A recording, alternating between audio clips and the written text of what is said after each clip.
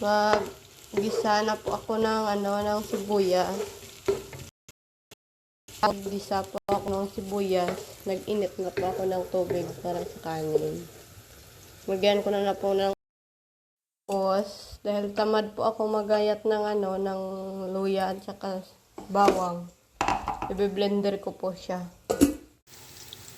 Naggisa. Magluluto po ako ng chicken na may luya. Ito po. Sibuyas po to. Tapos, habang po nagigisa po ako ng sibuyas, nag-init na po ako ng tubig. Lagyan ko ng asin, mantika, at saka yun po yung hale na tawag nila dito sa Saudi. Para sa kanin po. Tapos, nagbalat na ako ng sibuyas. Tapos na po. Luya, saka bawang. Dahil tamad po ako magayat, binlender ko po siya. Hindi ko na pinakita sa inyo. Nakastambay pong lahat, magagayat po ako ng manok. Ayan po ang manok. Itlog po yan, kagabi pa yan, hindi ko natapon sa basurahan. Hinalo na natin yung luya at saka bawang. Hintayin na natin pumulan yan. So, okayin lang natin para pantay yung pagkaluto ng luya at saka bawang natin. Ayan na po yung manok natin. Nahagayat ko na po. Hugasan po natin yung bigas natin. Latiin pa yung bigas natin.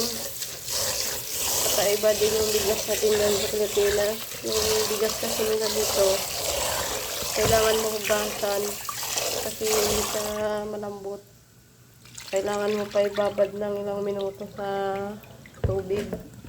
Kasi yung kanin nila dito, nilalaga yung bigas. Ayan na po. Babad muna natin ng ilang segundo. Kumukulo naman na, pero mamaya-maya.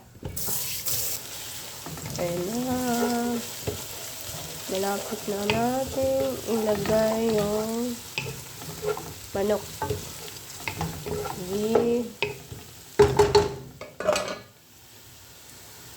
Lakasan natin yung apoy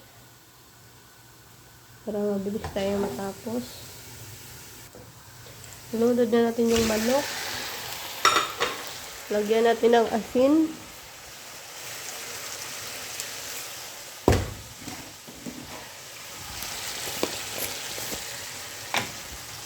Saka bitsin. Halo, ang dami. Hanggalan natin. Ang dami natin.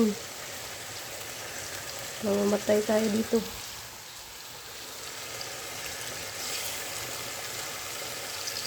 Ilaw ka na yun. Hahay!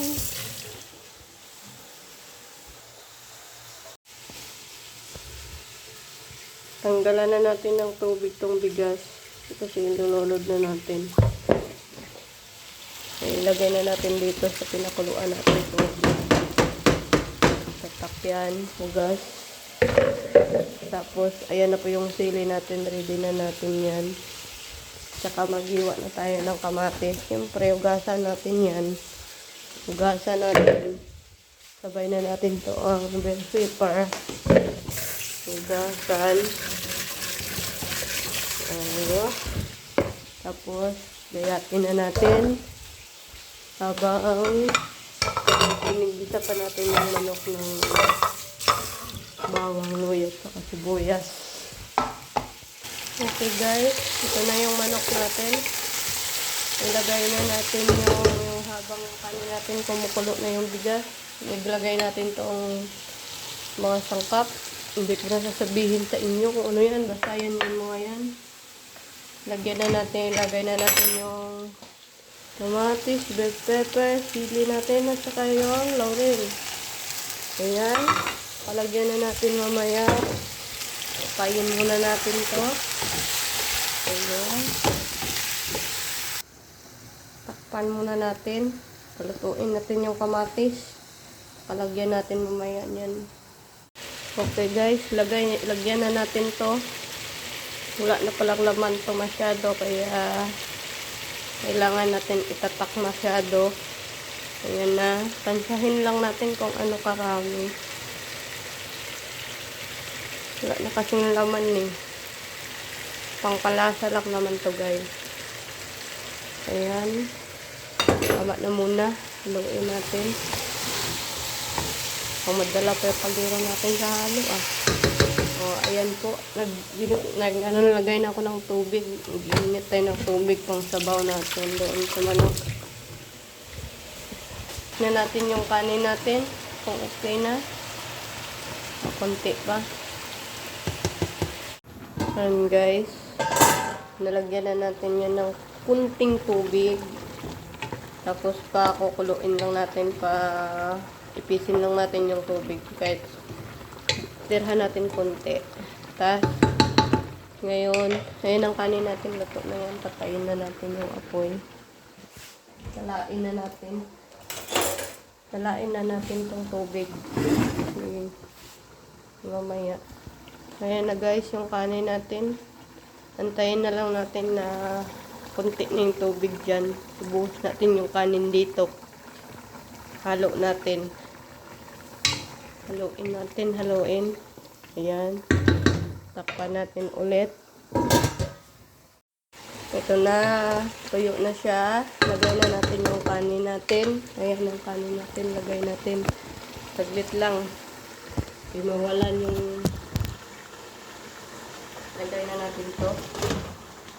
Kasi gusto na. Okay. Ayan na, nilagay na natin yung kanin natin doon sa ating manok. Tapos, lagyan natin to ng topping sa taas. Ito yung lagay natin. Pampakulay ng buhay. Tsaka may kulay tayo doon. Okay. Ito, lalagay natin to. Ano ba yan? Ito, lalagay natin. Kunti lang. Halo. Ayan. Kalat natin sa taas. Tapos nyan, takpan natin. Lipat natin dito sa mahina ang apoy. Mahina to eh. Inanay na yan. Tayo natin yan. Lipat natin dun. Ayan. Inaano natin yung apoy. Baka masunog din yung manok natin doon sa loob. Okay. Okay guys. Ito na po yung niluto ko kanina. Tsaka kakain na po kami. Thank you for watching.